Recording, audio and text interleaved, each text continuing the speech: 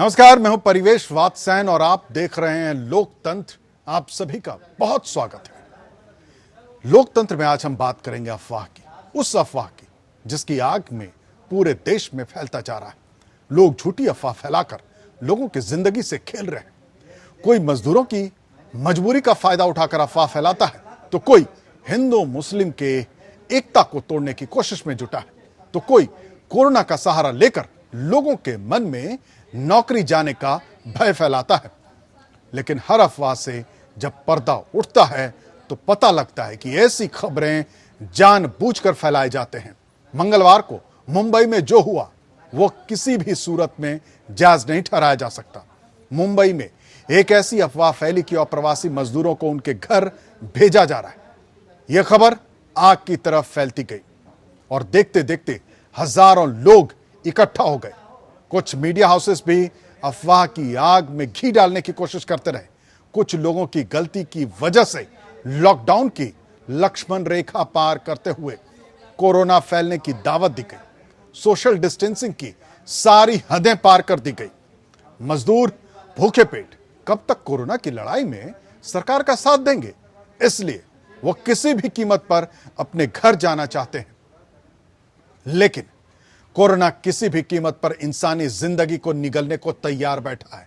लोग बार बार कोरोना को फैलने का मौका दे रहे हैं। देश कोरोना से इस वक्त लड़ रहा है, तो कुछ लोग अफवाह की आग में देश को जलाने में लगे हैं।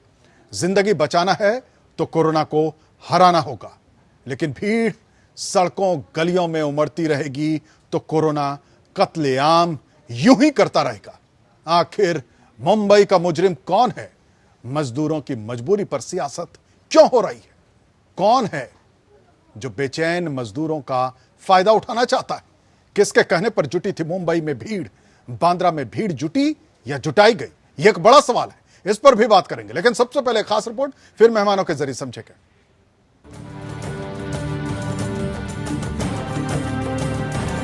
पूरे विश्व में कोरोना पंख फैलाता जा रहा है। कोरोना काल बनकर पूरे विश्व में कहर बरपा रहा है। लोगों की जिंदगी दांव पर लगी है। लोग कोरोना के विष से तिल तिल कर मर रहे हैं। उसके बाद भी कुछ लापरवाह लोग जान हथेली पर लेकर भीड़ इकट्ठा कर रहे हैं। कुछ लोग कोरोना से लड़ाई को कमजोर कर रहे हैं। अफवाहों की आग में देश को जलाने में जुटे हैं। लोगों में कोरोना को लेकर अफवाह फैला रहे हैं।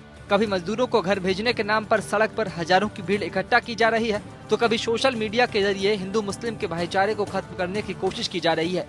कभी झूठी खबरें फैला दी जाती है कि कोरोना की वजह से छटनी हो रही है, जबकि खुद कई कंपनियां ऐसे गलत ठहरा चुकी हैं। उसके बाद भी एजेंडे के तहत लोगों के बीच झूठ परोसे जा रहे हैं। देश की आर्थिक राजधानी मुंबई के बांद्रा में मंगलवार को लोगों ने लॉकडाउन की धज्जियां उड़ाई।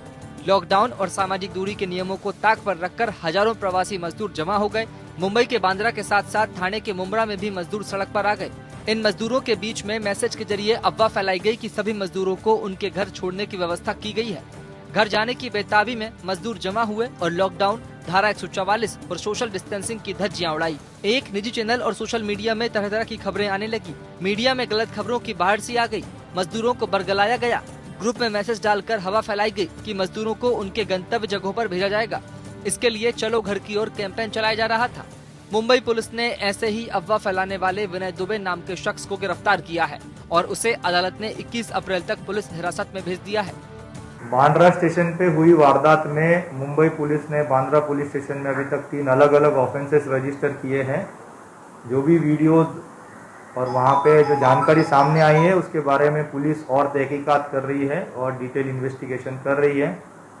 अभी तक इसमें से 3 में से एक ऑफेंस में विनय दुबे नामक आरोपी को हमने अरेस्ट किया है और उसकी 21 तारीख तक माननीय न्यायालय ने हमें हिरासत दी है और आगे की जांच इसमें चल रही है। विनय दुबे क्या कह रहा था, उसके किस बयान पर मुंबई में अफवाह फैली, आइए सुनते हैं। हम लोगों ने एक सुविधा का बंदोबस्त किया है, उपलब्धता की है। 14 तारीख को अगर लॉकडाउन खत्म होता है, उसके बाद 15 तारीख को सवेरे मुंबई के अलग अलग ठिकानों से करीबन 40 बसेस हमने अरेंज की है, जो इन मजदूरों को यहाँ से ले जाके अपने अपने राज्यों में इसे छोड़ेंगे। ये वही है जिसने अफवाह की आग में मुंबई को धकेलने की कोशिश की।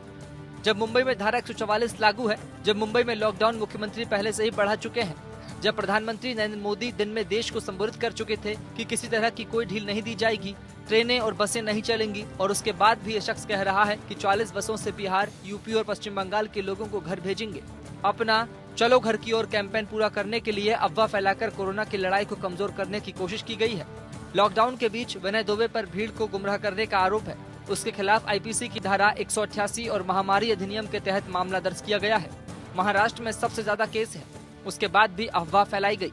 इस अफवाह की आग में घी डालने का काम कुछ मीडिया के लोगों ने भी किया। एक निजी चैनल में भी मुंबई में फैली अफवाहों को हवा दी गई। सोशल मीडिया में भी अफवाह को तूल दिया गया, लोगों को गुमराह किया गया और हजारों लोग बिना सामान लिए ही इकट्ठा हो गए। सरकार अब ऐसे अफवाह फैलाने वालों के खिलाफ सख्त रुख अपना रही है। व्हाट्सएप, फेसबुक, मैसेजेस इत्यादि द्वारा गलत अफवाहें समाज में फैलाने का काम कर रहे हैं। 197 गुने दाखिल हो चुके हैं और 37 लोगों को गिरफ्तार किया गया है। तो कृपया करके अफवाह ना फैलाएं। मंगलवार को मुंबई के बांद्रा रेलवे स्टेशन के पास मजदूरों की भीड़ कैसे इकट्ठा हुई, किसने भीड़ को गुमराह कर इकट्ठा किया, इसकी पूरी जांच हो रही है। लेकिन स्थानीय लोगों के मुताबिक एक मैसेज लोगों के मोबाइल पर आया और लोग जामा मस्जिद पर इकट्ठा हो गए। उसके बाद बांद्रा रेलवे स्टेशन पर आधम के मजदूरों को यह मैसेज कहां से आया और किसने भेजा, इसकी जांच की जा रही है। लेकिन सवाल यह है कि मजदूर मुंबई में महामारी के बाद भी जान हथेली पर लेकर क्यों जाना चाहते हैं। मजदूरों को खाना मिलता है या नहीं? जब सरकार खाना मुहैया करा रही है तो मजदूर घर जाने को मजबूर क्यों है? इसे लेकर सियासत गर्म है। महाराष्ट्र सरकार कहती है कि हम मजदूरों को खाना दे रहे हैं, लेकिन बीजेपी और खुद कांग्रेस के नेता संजय निरुपम सरकार के दावे पर सवाल खड़े कर रहे हैं। बीजेपी कह रही है कि सरकार की तरफ से कोई व्यवस्था नहीं है। निरुपम कहते हैं कि एक एक घर में 20-20 मजदूर रह रहे हैं, इसलिए वो अपने घर जाने को मजबूर हैं। उन्हें घर भेजने की व्यवस्था करनी चाहिए। पिछले 21 दिनों से लोग मुंबई के अलग अलग झोपड़पट्टियों में लाखों की संख्या में घरों में बंद हैं। सरकार ने बार बार दावा किया कि हम सबको खाना पहुंचा रहे हैं। सच यह है कि सबको नियमित तौर पर खाना नहीं मिल पा रहा है। आज एक पहले की घोषणा के हिसाब से जो लॉकडाउन था वो खत्म होने वाला था या कुछ रिलीफ की घोषणा होने वाली थी, लेकिन माननीय प्रधानमंत्री ने ऐसी कोई घोषणा नहीं की। उसके बाद से एक अचानक बेचैनी पैदा हुई। केंद्र सरकार कहती है कि जो मजदूर जहां है उसे वहीं रहने की व्यवस्था की जाए। राज्य सरकार कहती है कि हम मजदूरों का ख्याल रख रहे हैं। सब कुछ ठीक है तो मजदूर जहां है वहीं पर क्यों नहीं रहना चाहते? मजदूरों की मजबूरी का फायदा कौन उठा रहा है? सवाल यह है कि जब मजदूर घर जा रहे थे तो उनके पास सामान कुछ क्यों नहीं थे? रेलवे को टिकट काटने की जल्दबाजी क्यों थी? जब धारा 144 लागू थी तो लोग इकट्ठा कैसे हुए? एक जगह हजारों लोग इकट्ठा करने का मकसद क्या था? अगर ऐसी घटना को सिर्फ लापरवाही कहकर छोड़ देंगे तो कोरोना की लड़ाई हम नहीं जीत पाएंगे। ये सिर्फ राज्य का सवाल नहीं है, ये देश और जिंदगी का सवाल है कि क्या अफवाह की आग फैलाने वालों पर सरकार कठोर कार्रवाई करेगी। Bureau report, APN। इधर देश में मजदूरों का हाल बेहाल है। लॉकडाउन की वजह से मजदूरों की रोजी रोटी जुटाना भी मुश्किल हो रहा है। सरकार की तरफ से दावे तो बहुत किए जा रहे हैं, लेकिन कई तस्वीरें आ रही जिससे सरकारी दावे की हवा निकल रही है। दिल्ली में यमुना नदी के किनारे हजारों की संख्या में दिहाड़ी मजदूर जमा हो चुके हैं। यहां सोशल डिस्टेंसिंग की जमकर धज्जियां उड़ रही है। जानकारी आ रही है कि इन्हें दिल्ली के अलग अलग शेल्टर होम ले जाने की कोशिश हो रही है। यह साफ नहीं है कि ये सारे प्रवासी मजदूर हैं, अपने अपने राज्यों में जाने के लिए यहां इकट्ठा हुए हैं। यहां सोशल डिस्टेंसिंग का पालन बिल्कुल नहीं हो रहा है। मजदूरों की रोटी का संकट पैदा हो गया, दाने दाने को मोहताज हैं। इनके पास जीविका का कोई साधन नहीं है। हालांकि खबर इस तरह की खबर आ रही थी क्योंकि यमुना नदी के किनारे जो कई शमशान घाट हैं, वहां जो लोग दान पुण्य करते थे उससे इन लोगों का, कुछ लोगों का गुजारा चल रहा था। क्योंकि इस वक्त ये सभी लोग यमुना नदी के किनारे खड़े हैं, हजारों की संख्या में है। पुलिस पहुंच गई है मौके पर और पुलिस शेल्टर होम 3 साल हो गए, 3-4 साल। हाँ। तो क्या करते हो, भीख मांगते हो आप? नहीं, वो कभी पार्टी शादी पार्टी का काम, बिल्डरी सिल्लरी अभी काम करते थे, अब वो काम बंद हो गया। अच्छा, तो इस टाइम तो क्या कैसे गुजर बसर कर रहे थे? क्या भूखे थे? कब से खाना मिला नहीं मिला? 1 हफ्ते से नहीं मिल रहा। नहीं मिला। अब ये सरकार आके लोग आए ले जा रहे हैं। हाँ ना, तो यही जब से ये बाहरी लोग आ गए, सेंटर जलाया, तब से खाना नहीं मिल रहा है हम लोग को। अच्छा। इधर जो है तो कोई आता है, एक सरदार आते हैं 2 रोटी कभी दे देते हैं, कभी 1 रोटी दे देते हैं, तो वही खा के जुगाड़ करते हैं। 12 नंबर वाले आते हैं, खिचड़ खिला देते हैं, वही से जुगाड़ कर लेते हैं।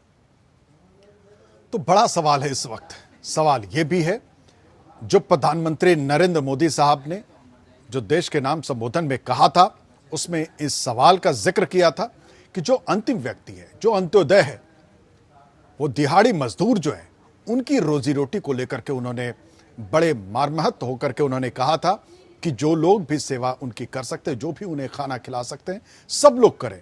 और हालांकि ये राज्य सरकार की एक बड़ी जिम्मेदारी होती है कि जिस भी राज्य में, जिस तरीके से हमने एक दिन पहले बांद्रा की तस्वीर देखी, या गाजियाबाद की जो तस्वीर थी, नोएडा की जो तस्वीर थी, दिल्ली की जो तस्वीर है, ये सभी राज्य मिलकर के, राज्य सरकार मिलकर के, ये जो दिहाड़ी मजदूर है, जो प्रवासी मजदूर है, जो माइग्रेट होकर के दूसरे राज्य में जाते हैं, काम करते हैं, जिस राज्य में काम कर रहे हैं, उस राज्य की सरकार की यह जिम्मेदारी बनती है कि इन मजदूरों के खाने का, रहने का ख्याल रखे।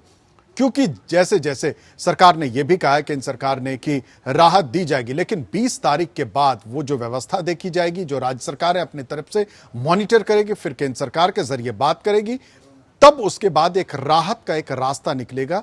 तो ऐसे में जब ये मजदूर माइग्रेट करके चले जाएंगे और न जाने इनमें से अगर कोई इन्फेक्टेड हो गया तो हजारों, लाखों, करोड़ों लोगों की जान संकट में पड़ जाएगी और फिर कोरोना के जंग में हम हार जाएंगे।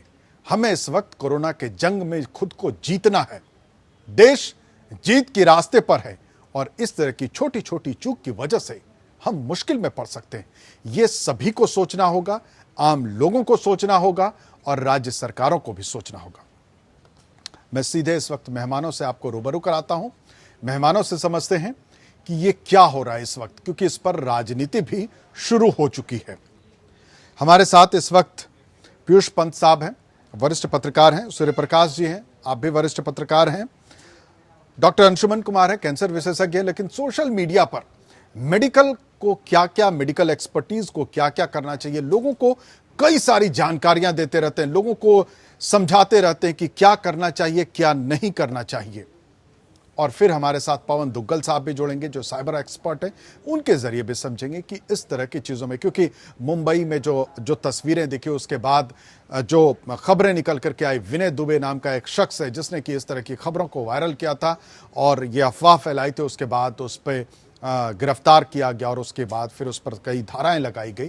तो उन सारी चीज़ों को समझेंगे। लेकिन सबसे पहले पीयूष पंत साहब, मैं जरा आपसे समझना चाहता हूं, ये क्या हो रहा है, ये कैसी तस्वीर हर राज्यों से आ रही, हर जगह से आ रही कि ये अफवाहों का बाजार इन दिनों इतना ज्यादा गर्म है।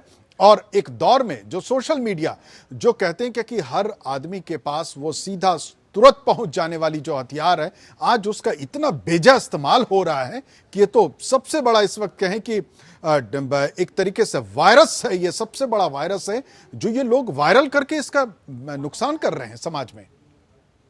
निश्चित रूप से देखिए, ये बहुत चिंता का विषय है और मुझे लगता है कि जो एक बहुत शक्तिशाली मीडिया है, ये जो सोशल मीडिया, उसकी वजह से इसका दुरुपयोग ज्यादा होने लगा है। और जहां तक देखिए, जो ये कल जो मुंबई में हुआ और जिस तरह से मजदूर वहां पे आ गए बांद्रा बस स्टेशन के पास, वहां पे, वो मुझे लगता है जिसने भी ये किया है, जो दुबे हैं, वो अपने को तथाकथित वो जो नेता बता रहे हैं वो मजदूरों का, तो वो कहीं न कहीं उन्होंने एक गैर जिम्मेदाराना जो है वो व्यवहार किया है। क्योंकि देखिए, जो मजदूर है निश्चित रूप से उनमें एक हताशा तो है ही है, हताशा वो निश्चित रूप से जिस तरह से एक अनिश्चितता है उनके भविष्य को लेके, उनके कामकाज को लेके, उनकी रोजी रोटी को लेके, उनको जो खाना नहीं मिल पा रहा है, तमाम सरकारी अरेंजमेंट करने के बावजूद नहीं मिल रहा है लोगों को। ये बातें अभी हफ्ते भर पहले से ही लगातार आ रही थी कि वो मुंबई में बहुत से जितने वर्कर्स हैं जो रुके हुए हैं, इस उम्मीद में भी शायद 14 तारीख को लॉकडाउन खत्म होगा तो उनको काम मिलना शुरू हो जाएगा,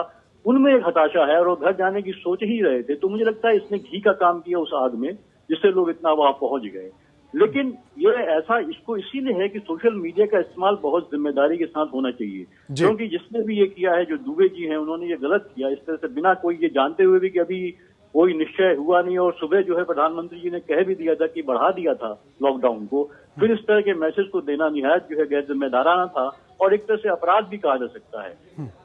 तो लेकिन आपने जो कहा, निश्चित रूप से देखिए, बहुत से इस तरह की हम देख रहे हैं जो घटनाएं हो रही हैं जिसमें सोशल मीडिया में फेक न्यूज के रूप में जो तमाम चीजें आ रही हैं, और खासकर हमने 2019 में जैसे देखा कि खासकर जो लोग इस फेक न्यूज को एक्सपोज करते हैं, उन एजेंसीज का कहना है कि 2019 में सबसे ज्यादा फेक न्यूज जो है लगातार चलती रही है। और अभी हाल में हमने देखा जो है उत्तर प्रदेश में खासकर जो है जो ये जमात है उसको लेके जिस तरह की फेक न्यूज लगातार चली है कि कोरोना वायरस जो है उससे बढ़ गया है, और ऐसी खबरें जो जमातियों से नहीं जुड़ी थी फिर भी उनके साथ जोड़ दी गई हैं, वो वायरल हुई, जिसके लिए यूपी गवर्नमेंट ने काफी स्ट्रिक्ट एक्शन भी लिया है, और वहां के पुलिस के अधिकारियों ने ये उसको जो है कि ये खारिज किया इस तरह की खबरों को। तो निश्चित रूप से ये मुझे तो लगता है पंत साहब कि ये वो दौर है जो कहें कि मानसिक तौर पर कुछ लोग ऐसे संक्रमित हो गए हैं, मानसिक तौर पर ऐसे बीमार लोग हैं जो न जाने समाज में क्या करना चाहते हैं। आप देखिए कोरोना वायरस को लोग हिंदू मुस्लिम के नाम पर बांटने लगते हैं, लोग हिंदू मुस्लिम के नाम पर कह रहे हैं कि अब कल ही की खबर को देखिए, बांद्रा में पहले ये चला कि ये जामा मस्जिद के बाहर लोग खड़े, बाद में पता चला कि इस तरह की वायरल कर दिया गया, इमीडिएट ये खबरें वायरल की गई। हालांकि सोशल मीडिया में, क्योंकि सोशल मीडिया में वैसे अनजान और अशिक्षित लोग भी बैठे जिन्हें कि जरा भी इस चीज का ज्ञान नहीं है कि ये छोटी सी खबर आपके वायरल करने से कई लोग इसको, क्योंकि उसमें तकनीकी का भी इस्तेमाल किया जाता है, ग्राफिक्स का भी इस्तेमाल किया जाता है, किसी चैनल का फर्जी तरीके से लोगो तक लगा दिया जाता है, किसी अखबार का लोगो तक लगा दिया जाता है और बताया जाता है फला अखबार फला चैनल ऐसी खबरों को चला रहा है, ब्रेकिंग न्यूज चला रहा है, तो लोग उसको सच्चाई समझ लेते हैं और फिर उस पर अमल कर लेते हैं। जैसे देखिए रेलवे स्टेशन पे कहा गया कि भाई रेलवे स्टेशन में रिलीफ दी गई है और रेलवे स्टेशन लोग जाएं, टिकट की बुकिंग हो गई है, जबकि ऐसा कुछ नहीं था। महाराष्ट्र सरकार ने 2 दिन पहले ही कह दिया था कि ये 30 तारीख तक लॉकडाउन का एक्सटेंशन दे दिया है, उसके बाद प्रधानमंत्री खुद आकर के कह रहे, तो ये बहुत बड़ा संकट काल है सर। निश्चित रूप से बिल्कुल। तो देखिए ये तो इस तरह से खासकर जिस तरह से कम्युनलाइजेशन हो रहा है पूरा, ये बहुत ही निंदनीय है, और हम देख रहे हैं लगातार हर घटना पे जो है वो हर घटना को हम जो इस देश में एक सांप्रदायिक कलर दिया जा रहा है।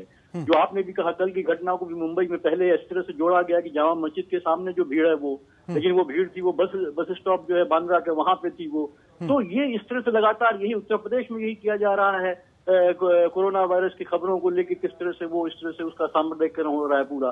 तो ये जो एक मानसिकता पैदा हो गई है, ये जो एक गैर जिम्मेदाराना व्यवहार है, खासकर जो भी सब्सक्राइबर्स हैं या जो यूज कर रहे हैं फोन का, जो सोशल मीडिया का इस्तेमाल कर रहे हैं, उनकी एक बहुत बड़ी जिम्मेदारी है। क्योंकि देखिए इस तरह के जो प्लेयर्स हैं वो इस तरह खेल खेल रहे हैं, और खासकर जो राजनीतिकरण हो गया सोशल मीडिया का, जिस तरह से राजनीति हावी हो गई है पूरी की पूरी, जहां तक कि पॉलिटिकल पार्टी जिसका इस्तेमाल कर रही है सोशल मीडिया का अपने मतलब के लिए। आपको याद मैं दिलाना चाहूंगा कि निश्चित रूप से अमित शाह जी का वो मैसेज जो उन्होंने कोटा में एक मीटिंग में ये कहा था, जब अभी 2018 में की बात है, सितंबर की, जब चुनाव आने वाले थे, तब उन्होंने कहा था सोशल मीडिया सेल को, वो वॉलंटियर्स को एड्रेस कर रहे थे भारतीय जनता पार्टी के, उन्होंने कहा था कि सोशल मीडिया एक बहुत बड़ा पावरफुल मीडियम है, इसका इस्तेमाल हम कर सकते हैं, चाहे उसका फेक न्यूज के लिए और चाहे जो रियल न्यूज के लिए किया जा सकता है। तो वो एक तरह का संदेश वो भी देना चाह रहे थे कि तो मेरा कहने का ये मतलब है कि इसमें राजनीति जिस तरह से उसका इस्तेमाल होने लगा है, जिस तरह से गैर जिम्मेदाराना तरीके से लोग बिना समझे बूझे मैसेज को फॉरवर्ड कर देते हैं, बिना उसके सोर्सेज को चेक किए हुए कर देते हैं। देखिए ज्यादातर लोग अब इसमें क्या है कि सबके पास फोन आ गए हैं, और फोन में हिंदी भाषा ऐसी भाषा है जो सबके समझ में आती है, तो वो एक भी गलत मैसेज आप देंगे तो लगातार सर्कुलेट होता है, वायरल होता चला जाता है, क्रॉस चेकिंग नहीं होती है इसमें। ठीक है, तो इस वक्त ये सबसे बड़ा जो है नुकसान हो रहा है। तो इस वक्त बहुत एहतियात बरतने की जरूरत है, इसलिए हम लोगों से कहते भी हैं अगर आपको खबरें देखनी है, सच्चाई खबरें जाननी है, और जहां खबर होगी वहां एपीएन खड़ा रहेगा। खबर देखना है आपको बिना अफवाहों के, बाजार के, सच्ची साफ सुथरी खबर, तो आप एपीएन देखें, क्योंकि आपको अफवाहों के बाजार में कई लोग इस वक्त ऐसी खबरें दिखा करके गुमराह करने की कोशिश करते हैं। तो आप सबसे एपीएन अपील करता है कि गुमराह बिल्कुल ना हो, अफवाहों पर बिल्कुल ध्यान ना दे, क्योंकि इस वक्त समाज के अंदर वैसे लोग बैठे हैं जो समाज को बांटने की कोशिश कर रहे हैं, जो आपको गलत खबर दिखा करके गलत रास्ते पर ले जाने की कोशिश कर रहे हैं। और फिर वही होगा जो विनय दुबे जैसे लोगों का हुआ, या उत्तर प्रदेश के अंदर आपने देखा कि सरकार किस तरीके से जो अफवाह भरी खबरें दिखा रहे हैं, जो अफवाहों का बाजार बनाते हैं, उनको सीधे सलाखों के पीछे भेजा जाता है। खैर, इस वक्त हमारे साथ सूर्य प्रकाश जी भी हैं। सूर्य प्रकाश जी, क्या लगता है? जी, क्योंकि नमस्कार। ये जी नमस्कार।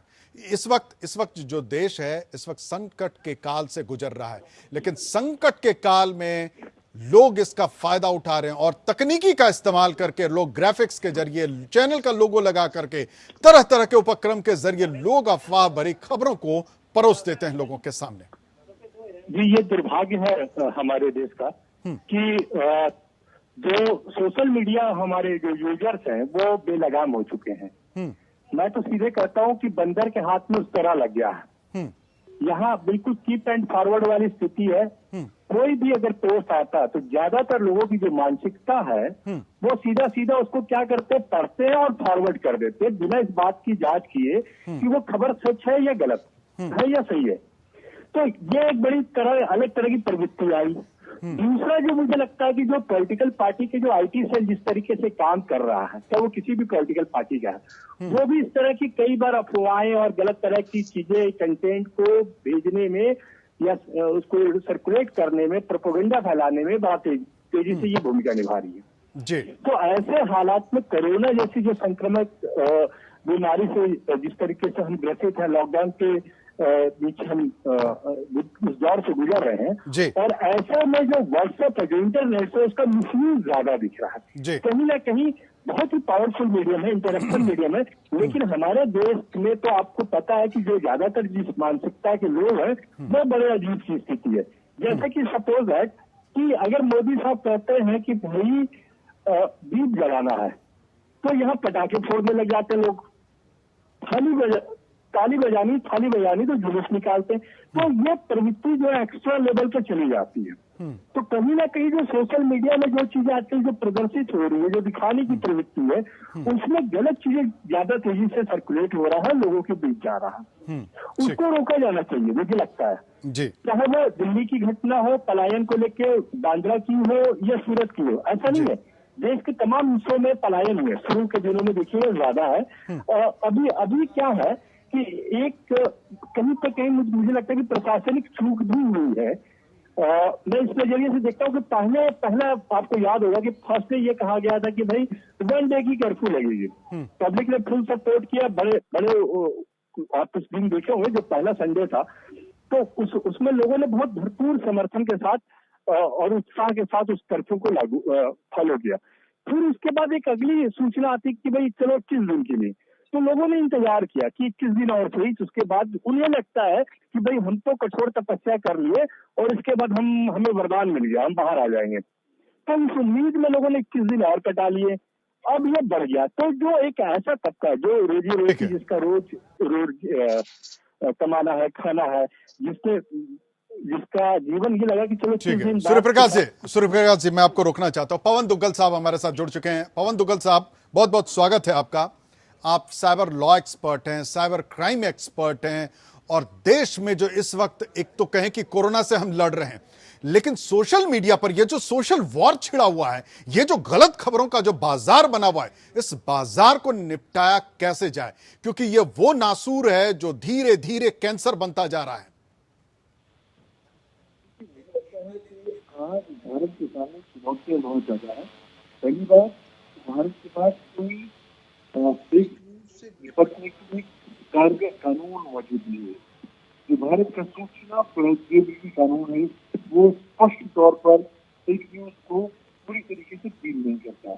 और अब जब से कोरोना वायरस युग प्रारंभ हुआ है, फेक न्यूज का बोलबाला इतना ज्यादा बढ़ चुका है कि अगर आपने उसका सही नियंत्रण नहीं किया तो कहीं ना कहीं न केवल ये पब्लिक ऑर्डर या डिसऑर्डर को प्रभावित करेगा, बल्कि साथ ही साथ भारत की प्रभुता, अखंडता या सुरक्षा पर भी सवाल या निशान खड़े कर सकता है।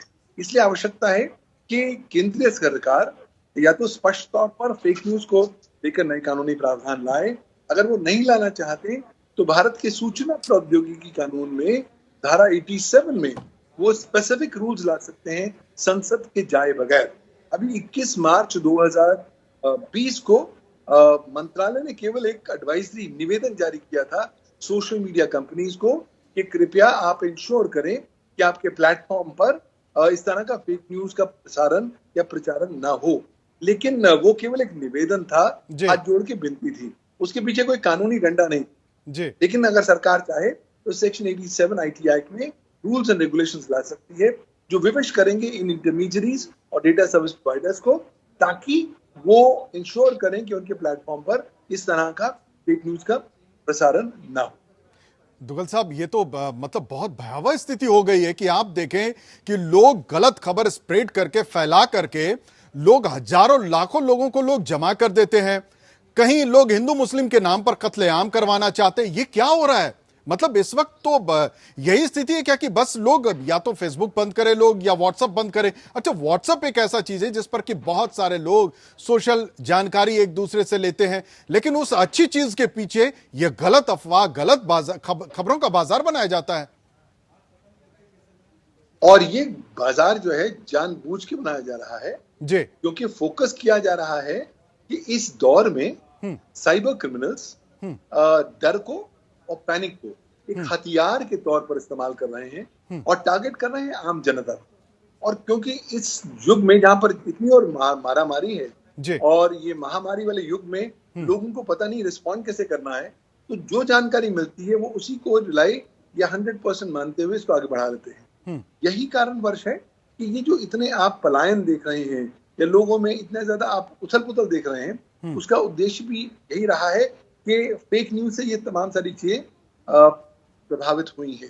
तो कहीं ना कहीं पॉलिटिकल विल की कमी है, बट अभी क्योंकि टॉप मोस्ट प्रायोरिटी इस लड़ाई से लड़ने की है, इस मुहिम में जीतने की है, शायद हम उतना ज्यादा फोकस नहीं कर रहे फेक न्यूज को। मुझे लगता है उतना भी जरूर हमें करना चाहिए, क्योंकि फेक न्यूज के माध्यम से अब एक नया प्रकरण शुरू हो गया है। आपको संदेश आता है व्हाट्सएप पर या ईमेल में या फोन पे SMS के तौर पर कोई जानकारी बताते हुए कि साहब ऐसा है, ये फला लिंक पे जाइए और आपको लेटेस्ट जानकारी मिलेगी सरकार क्या कह रही है कोविड-19 के बारे में।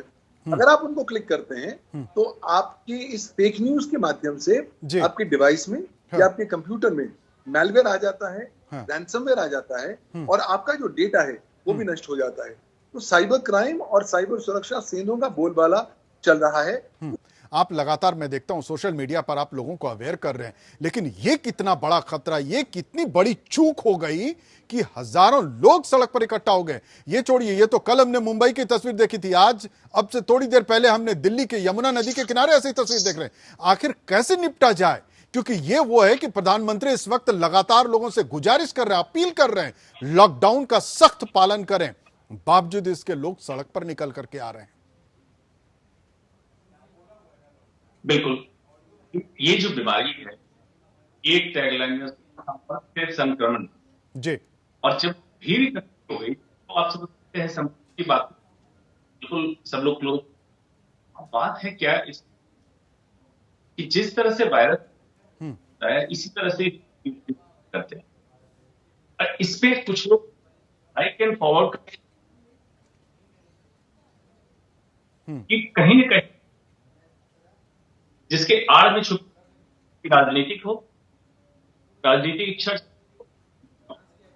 अब लेकिन उसका मैं मेडिकल डॉक्टर, ये कानूनी तो कितना काम कर रहे हैं, कर ही रहे हैं, लॉकडाउन पे कितना लॉकडाउन का बात है, 21 दिन का लॉकडाउन साल और फ्रंट पे हो, खत्म हो जाएगा। एक आपकी आवाज थोड़ी कट कट के आ रही है डॉक्टर अंशुमन, आवाज क्लियर नहीं आ रही है। उसको फॉरवर्ड करते हैं, इसको मनोवैज्ञानिक लोग तो टाइम पास। ठीक है, ठीक है, मैं आता हूं, दोबारा आता हूं आपके पास, दोबारा आता हूं आपके पास डॉक्टर अंशुमन, क्योंकि आपकी आवाज साफ नहीं आ रही है। पंत साहब, ये तो वो स्थिति है कि आप देखिए यमुना नदी के किनारे लोग आ गए, सरकार, राज्य सरकार अब राजनीति कर रही है इस पर। आपने देखा कि आदित्य ठाकरे साहब ने ट्वीट करके बताया कि ये हमने प्रधानमंत्री साहब को बता दिया था, हमने पीएमओ को बता दिया था कि इन मजदूरों को इनके घर भेजना होगा। आप बताइए, जबकि ये कहा जा रहा है कि ये अगर घर जाएंगे, अपने इलाके जाएंगे, वहां कैसे पहुंचेंगे वहां तक? अगर कोई बीच रास्ते में कहीं कोई इन्फेक्टेड हो गया तो यहां से लेकर के वहां तक जहां जा रहे हैं, लाखों हजारों लोगों की जान जा सकती है। कौन लेगा इतना बड़ा खतरा? और बावजूद इसके सब ऐसे ही राजनीति सेकने में लगे हुए। निश्चित रूप से देखिए, ये निंदनीय है। मतलब इसमें राजनीति नहीं होनी चाहिए, क्योंकि ये जो कोरोना का खतरा है वो सबको दिखाई दे रहा है, हमें आपको सबको दिखाई दे रहा है। और लेकिन वहीं ये भी एक सच्चाई है कि देखिए कि जो लोग जाना चाह रहे हैं उनके लिए एक अनिश्चित भविष्य उनके सामने खड़ा है। तो ये तो निश्चित रूप से कहीं न कहीं कमी रही है सरकारी एजेंसियों की, चाहे वो राज्य सरकारें हो चाहे केंद्र सरकार हो, कि वो एक तो इस समस्या को उस तरह से देख नहीं पाई कि इन लोगों का क्या होगा। और क्योंकि इकोनॉमिक लॉकडाउन भी है तो उससे काफी ये अफेक्टेड हैं। जो अनऑर्गेनाइज सेक्टर के जो मजदूर है वो बहुत ज्यादा प्रभावित है, उसके लिए एक अंधकारमय भविष्य है उसके सामने, वो एक हताशा में जी रहा है। तो उसको लगता है कि यार यहाँ रहने से अच्छा तो हम इससे मरेंगे अपने गांव में ही मर जाएं। ये एक आम बात हम सुनने को मिल रही है इन मजदूरों के बीच में से। तो थोड़ी सी भी चिंगारी लगती है तो वो आग की तरह फैलने शुरू हो जाती है। तो इसका प्रबंध होना चाहिए था, अब नहीं हो सकता, ये तो सही बात है, क्योंकि आने जाने का कोई इस तरह का साधन नहीं है। तो कम से कम उनके रहने का, देखिए यहाँ पे भी अभी 2 दिन पहले आग लगी थी आपके क्या नाम जमुना पश्चिम में, वहां पे जो है पूरा जो वहां पे मजदूर थे उनके रहने की कोई व्यवस्था नहीं थी, खाने पीने की व्यवस्था नहीं थी, वहां पे लोग उनको परेशान कर रहे थे, वहां पे उन्होंने आग लगा दी थी, अपना एक उनका व्यक्ति मर भी गया था उसी में। तो ये इस तरह की जो समस्याएं आ रही हैं तो उसको कोई ठीक से देख नहीं पा रहा है, उनकी दिक्कतें क्या हो रही हैं। तो एक हताशा है, इस हताशा में जो है वो लोग जो है कि उनका दिमाग काम नहीं कर रहा है और वो कुछ भी कदम उठाने के तैयार है। उनको लगता है कि वो अपने गांव चले जाएंगे, वहां चाहे मर जाएं, उनको मंजूर है, लेकिन उनको यहाँ एक अनिश्चित भविष्य को लेते हुए उनके लिए रहना अब उनको बहुत मुश्किल हो रहा है। तो कहीं न कहीं उनको खाना नहीं पहुंच पा रहा है। हालांकि बहुत से प्रयास हो रहे हैं, निजी संस्थाओं द्वारा भी, सरकार की एजेंसी द्वारा भी हो रहा है, लेकिन ये बहुत बड़ी समस्या है जिसको हमें समझना होगा, एक मानवीय एंगल के तहत उसको देखना होगा कि इनकी दिक्कतें क्या हैं, उनको समझाना होगा। अच्छा पंत साहब, ये भी कहा जा रहा है, भारतीय जनता पार्टी के लोग ये कह रहे हैं कि ये समस्या उन राज्यों में ज्यादा हो रही है जिन राज्यों में भारतीय जनता पार्टी की सरकार नहीं है, जैसे महाराष्ट्र में देखें आप, जैसे आप और कई राज्यों में इस तरह की खबरें दिख रही। बंगाल में सबसे ज्यादा उल्लंघन की खबरें इस तरीके से आ रही है कि लॉकडाउन का उल्लंघन बहुत ज्यादा हो रहा है। नहीं देखिए, ये तो इसको तो एक आप राजनीतिक एक रंग देने की ये कोशिश हो रही है, और ऐसा होता है कई जो है कि जो गैर बीजेपी सरकारें भी इस तरह की बातें करती हैं। ऐसे नहीं देखना चाहिए हमको। ये मानवीय जो एक विपदा है, मानवीय आपदा है, जो उसको एक मानवीय जो संकट है लोगों के साथ, जो मजदूरों के साथ, जो किसान हैं, मजदूर हैं, उनकी तकलीफ को देखना होगा। क्योंकि वो महाराष्ट्र में चूंकि बाहर से बहुत ज्यादा जाते हैं, इसलिए महाराष्ट्र में संकट पैदा हो रहा है। देखिए सबसे ज्यादा जो स्किल्ड लेबर है जो जाता है अनऑर्गेनाइज सेक्टर का, वो बिहार से, यूपी से, उड़ीसा से, वो महाराष्ट्र में जाता है, गुजरात में जाता है वो। तो इसीलिए वो इतनी ज्यादा समस्या पैदा हो रही है वहां पे, इसलिए और जगह नहीं हो रही है। सबसे ज्यादा जो है माइग्रेशन होता है वो क्योंकि महाराष्ट्र में काम काफी मिलता है वहाँ लोगों को, हर तरह की इंडस्ट्रीज है वहाँ पे, बिजनेस कैपिटल है वो, तो वहाँ लोग जाते हैं। गुजरात में काम मिलता है उनको, वहाँ पे जो ज्वेलरी इंडस्ट्री है वहाँ मिलता है, जो टेक्सटाइल इंडस्ट्री है वहाँ काम मिलता है। तो इसलिए वहाँ पे इतने माइग्रेशन है वहाँ पे इसलिए मजदूर हैं, इसलिए वहाँ पे, इसलिए नहीं कि वहाँ पे गैर जो बीजेपी सरकार है वहाँ पे। ठीक है अंशुमन साहब, नहीं देखना चाहिए उनको। ठीक है अंशुमन साहब, आवाज आ रही है आपको अब हमारी? जी बिल्कुल आ रही है। जी, तो अंशुमन साहब आप क्या कह रहे थे, आप जरा बताइए, क्योंकि वो ये जो तस्वीर दिख रही है ना, कल बांद्रा की दिखी, आज यमुना नदी के किनारे की ये तस्वीर दिखी कि हजारों मजदूर यहां भी पहुंच गए। तो एक तो सवाल मजदूरों के जीवन यापन का है, दूसरा सवाल जो सबसे जरूरी है कि इस वक्त प्रधानमंत्री मोदी भी लोगों से अपील कर रहे हैं, लगातार गुजारिश कर रहे हैं कि लॉकडाउन का पालन कीजिए। सरकार को भी कह रहे हैं सख्ती से उस पालन को सबको मानने के लिए कहिए, क्योंकि ये चेन किसी हालत में भी जो है ये बनी न रहनी चाहिए। चेन को तोड़ने के लिए ही ये लॉकडाउन को प्रॉपर वे में किया जा रहा है। मेडिकल एक्सपर्ट भी वही कर रही है, क्योंकि सरकार वही कर रही है जो आप जैसे लोग, जो मेडिकल एक्सपर्टीज लोग कह रहे हैं, सरकार वो बता रही है। तो इसलिए ये वक्त है संयम के साथ घर में रहने का वक्त है, और बावजूद लोग इसके घर से बाहर निकल रहे हैं। क्या कहेंगे आप?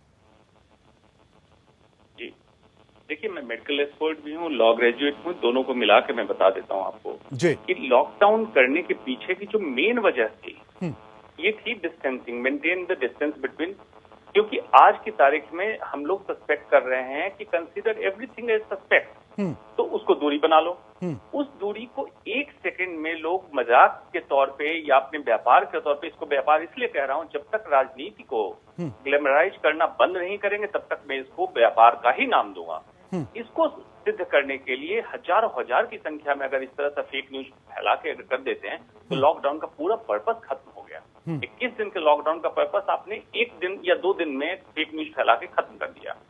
इस संक्रमण से जो फैलाने वाले लोग हैं वो समझते हैं क्या इन्हीं को नुकसान है, वापस लौट के बीमारी आपके घर तक पहुंच सकती है। इस ग्रेविटी को समझ नहीं रहे लोग, गंभीरता बहुत ज्यादा है। चाहे दिल्ली की घटना हो, चाहे मुंबई की घटना हो, कहीं की घटना हो, इसको समझाने के लिए अब एक ही तरीका बचा है जो साइबर एक्सपर्ट कर रहे हैं, आईटी सेल वाले लोग कह रहे हैं, आईटीसी कहता है, हमारा डिजास्टर मैनेजमेंट एक्ट कहता है, अब इन पे सख्त से सख्त कार्रवाई होनी चाहिए, चाहे जो भी हो। ठीक है दुग्गल साहब, ये स्थिति जो है ये बिल्कुल डरा रही है, लगातार आप देख रहे हैं। ये एक तो ठीक है, ये कानून के तहत एक है क्या कि कानून प्रक्रिया करेगी, लेकिन ये बाढ़ कैसे रुके? क्योंकि ऐसी भी तस्वीर दिख रही है कि लोग किसी चैनल के बारे में तक खबर फैला दे रहे हैं कि फला चैनल ने अपने एम्प्लॉय को अपने नौकरी से निकाल दिया, बाद में जबकि खंडन कंपनी आकर के सामने खंडन करती है कि हमने कहीं ऐसा किसी एम्प्लॉय को नौकरी से नहीं निकाला। ये हालात है। देखिए, मुझे कहीं ना कहीं लगता है कि भारतवर्ष में जी आपको एक वेटरन का मैसेज जाना पड़ेगा। सब लोगों को ये बड़ा खेल नजर आ रहा है। ये खेल नहीं है, ये हमारी जिंदगी की सबसे बड़ी चुनौती है जी। अगर हम इसके पार हो गए तब तो जिंदगी दूसरे आयाम लेकर आएगी, लेकिन अगर हम इसी जद्दोजहद इस महामारी में फंस के मर गए तो हमारे जीवन का अंतकाल यही हो जाएगा। अधिकांश लोगों को ये फिल्म की स्टोरी लग रही है, उनको लग रहा है लोग और बीमार होने वाले, हम नहीं बीमार होने वाले। हमको एक कैसे सुरक्षा कवच कुदरत ने दिया है कि हमारे तक तो बीमारी आ नहीं सकती। और तभी ये बेवकूफाने वाले हरकतें जो हो रही हैं वो कहीं ना कहीं जनता जनार्दन को, पब्लिक ऑर्डर को, भारतीय समाज को और भारतीय राष्ट्र को एक नकारात्मक प्रभाव प्रदान कर सकती है। इसलिए आवश्यकता है, मुझे तो लगता है कि बहुत सारी जो केसेस हुए हैं इनमें पुलिस को ठोक बजा से कार्रवाई करनी चाहिए जी, और तुरंत उनको जहाँ जो लोग इस तरह की कार्रवाई कर रहे हैं उनको जेल भी पहुंचाना चाहिए, बल्कि साथ ही साथ ये मैसेज सोशल मीडिया पर आपको लोगों को बताना है कि साहब अगर आप लॉकडाउन के प्रावधानों का पालन नहीं करेंगे तो कानून बहुत सख्त रवैया अक्सर अख्तियार करेगा। अगर आप सोशल मीडिया पर, अगर आप इंटरनेट पर कहीं ना कहीं आप डर फैलाएंगे, पैनिक फैलाएंगे या लोगों को प्रोत्साहित करेंगे कि लॉकडाउन के प्रावधानों का पालन ना करें तो भी आप पर सख्त कार्रवाई होगी। ऑलरेडी एग्जिस्टिंग कानून में ये जो लोग गड़बड़ मचा रहे हैं ऑनलाइन, इन पर धारा 67 IPI का मुकदमा दर्ज हो सकता है। साथ ही साथ जब ये अच्छा दुग्गल साहब एक बड़ा इंपॉर्टेंट सा सवाल है, क्योंकि अक्सर अब पुलिस के साथ हमारा आमना सामना होता है, पुलिस से हम लोग सुनते हैं कि एविडेंस के तौर पर तो पुलिस अक्सर कहती है कि जो इस तरीके के साइबर लॉ के जो मामले आते हैं उसमें एविडेंस को लेकर के बड़ी मुश्किल हालात होते हैं, क्योंकि कोर्ट के सामने जब कोर्ट रूम में कहा जाता है कि इस अपराधी ने यह अपराध किया है तो वहां बड़ी जीरा हो जाती है और कहते हैं कि वो बड़े मुश्किल हो जाते हैं कि आपको एविडेंस सामने देना कि क्या किया क्या नहीं किया, ये किसने कहां से कैसे सर्कुलेट किया, एक एक कड़ी को जोड़ना कोर्ट रूम में बड़ी मुश्किल होती है। पुलिस के डिपार्टमेंट के लोग, जो इंटेलिजेंस एजेंसी, जो इन्वेस्टिगेटिव एजेंसी, उस चीज को स्वीकार करती है। क्या लगता है? देखिए, जो बात कह रहे हैं सत्य है। अधिकांश जो अधिकारी हैं वो बहुत ज्यादा सक्षम नहीं है लॉ एनफोर्समेंट एजेंसीज में इलेक्ट्रॉनिक एविडेंस के मामलों को पूरी तरीके से संज्ञान में लेने के लिए। हाँ, कुछ बहुत अच्छे अधिकर्मी हैं जो इलेक्ट्रॉनिक एविडेंस की चीजों को पहचानते हैं, लेकिन अगर आप फोर्स के तौर पर देखा जाए तो मुझे लगता है कि बहुत ज्यादा कैपेसिटी बिल्डिंग की कमी है। तो चुनौती यह है कि आज के दौर पर युग में क्या पुलिस लॉकडाउन को इम्प्लीमेंट करेगी या साइबर रिलेटेड चीजों को इम्प्लीमेंट करेगी जी। तो पुलिस का कहना बहुत स्पष्ट है, अभी हम फोकस लॉकडाउन को इफेक्टिवली में इम्प्लीमेंटेशन करने में, उसके बंदोबस्त करने में लगे रहेंगे। हाँ, लेकिन साइबर सेल्स भी हैं जो लगातार काम कर रहे हैं। जो लोग इंटरनेट पर गड़बड़ियां कर रहे हैं, सोशल मीडिया की कंपनीज के माध्यम से इनके बारे में जानकारी निकाली जा सकती है, क्योंकि ये कोई निजी के संबंध में जानकारी नहीं है। ये वो जानकारी है जो कहीं ना कहीं भारत की सोवरेनिटी पर इम्पैक्ट करती है। और अगर इन लोगों को ये तमाम सारी झूठी अफवाहें या फेक न्यूज फैलाने के लिए लगातार परमिट किया जाए तो पूरा कोलाहल मच जाने वाला है। तो कहीं अच्छा सर, ना कहीं कितने साल की सजा है इसमें अगर कोई ऐसा करता पकड़ा गया? तो हम अपने दर्शकों को भी बताना चाहते हैं कि अगर आपके आसपास भी ऐसे कोई लोग हैं तो उसकी फौरन इत्तला कीजिए नजदीक के थाने में, ताकि उसको सख्त से सख्त सजा मिले।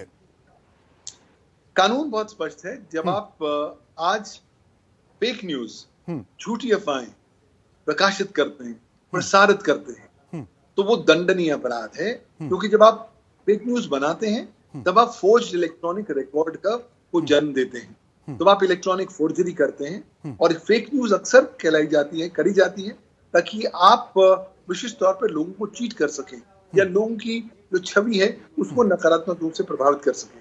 तो अगर आप चीटिंग के संबंध में इलेक्ट्रॉनिक फोर्जरी कर रहे हैं तो सेक्शन 468 भारतीय दंड संहिता के तहत आपको 7 साल की सजा हो सकती है, जुर्माने का प्रावधान हो सकता है। तो आप थोड़े सतर्क रहिए। अगर मुकदमा आपके ऊपर हो गया तो न केवल आपको जेल जाना पड़ेगा बल्कि पूरी प्रोसिक्यूशन में कितने साल लग जाएं आप उसका आभास भी नहीं लगा पाएंगे। हाँ, ये कोविड वाली लड़ाई तो कुछ महीनों की है, हम आज नहीं तो कल इसको जीत जाएंगे ही। लेकिन उसके बाद जो आपकी कानूनी समस्याओं का सिरदर्द बना रहेगा वो कई सालों तक बना रहेगा। तो बेहतर है कि सौहार्द को मद्देनजर रखते हुए, कम्युनल इकोसिस्टम को सही रखते हुए आप इस तरह के कोई भी फेक न्यूज का प्रकाशन या प्रसारण न करें। ठीक है। सूर्य प्रकाश जी कहते हैं कि इस तरीके के जो लोग होते हैं ना, उनको कहीं ना कहीं से कोई संरक्षण ऊपर से प्राप्त होता है, या इसको ऐसे भी कह सकते हैं क्योंकि कई तस्वीरें हम लोगों ने देखी, कई ऐसे मामले भी आए, पुलिस इन्वेस्टिगेशन में कई ऐसे मामले आए कि राजनीतिक तौर पर ऐसे लोगों को कभी कभी संरक्षण मिल जाता है, जो ये लोग उनकी आड़ में ऐसे बड़े बड़े चूक करते हैं, क्योंकि ये समाज के वो अपराधी हैं जो समाज को जलती आग में झोंकने पर तैयार हैं। बिल्कुल सही कह रहे हैं। ऐसा अक्सर देखने को मिलता है और कई बार न्यूज चैनल्स की भूमिका भी इसमें बड़ी संदिग्ध सी मुझे दिखी है जी। लगातार कई बार अफवाहें और इस तरह की फॉल्स न्यूज़ों को वो प्रसारण किया है और संरक्षण भी प्राप्त होता रहता है। ये तो उसमें कोई दो राय नहीं है। जल्दी खबरों को दिखाने के चक्कर में और टीआरपी की होड़ में ये होता है। कई बार जानबूझ के भी किया जाता है और कई बार ऐसा एजेंडाधारी जो पत्रकारिता इसी को कहते हैं, है ना। हाँ, ये लोग जर्नलिज्म की श्रेणी में रख सकते हैं आप जी ना। तो ये देखने को मिला, लेकिन फिलहाल जो स्थितियां हैं उसको लगता है कि कंट्रोल करना ज्यादा जरूरी है और वो हमारी पहली प्राथमिकता होनी चाहिए, हमारे देशवासियों की, हमारी सरकार की, हमारी एडमिनिस्ट्रेशन की। और खास तौर से भारत पे चूंकि साइबर क्राइम को लेकर या साइबर लॉ को लेकर बहुत अवेयरनेस नहीं है, तो इन फ्यूचर भविष्य में साइबर लॉ के बारे में लोगों को ज्यादा अवेयर किया जाए, जागरूक किया जाए, ताकि कि भाई अगर आप इस तरह की जो क्राइम करते हैं जो जिसके बारे में अभी तक लोगों को पता नहीं। मैंने शुरू में ही कहा कि बंदर के हाथ में उस तरह लग गया है। एक बड़ा तबके को नहीं मालूम है कि साइबर लॉ नाम की कोई चीज होती है और वो दंडनीय है आईपीसी की अलग अलग सेक्शंस के तहत।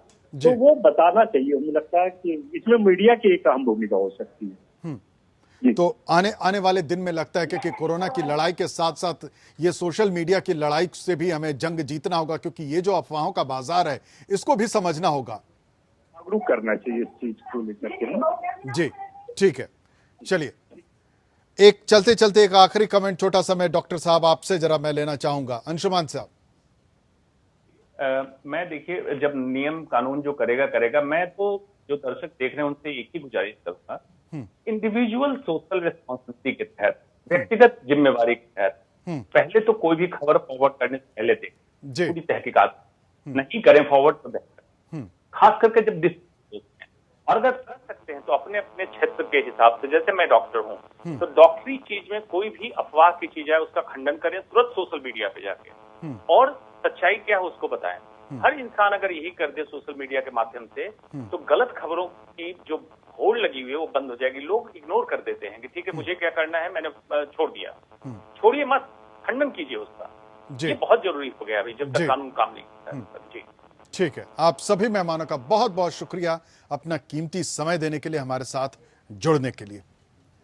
तो सवाल यह है कि आप भी इन झूठी खबरों को, इन अफवाह भरी खबरों पर बिल्कुल ध्यान न दें, क्योंकि आपकी एक छोटे से चूक से हजारों लोगों की जान संकट में पड़ सकती है। तो लोकतंत्र में इस वक्त इतना ही, लेकिन आपसे फिर एक गुजारिश, घर में रहिए, सुरक्षित रहिए और लॉकडाउन का पालन कीजिए। नमस्कार।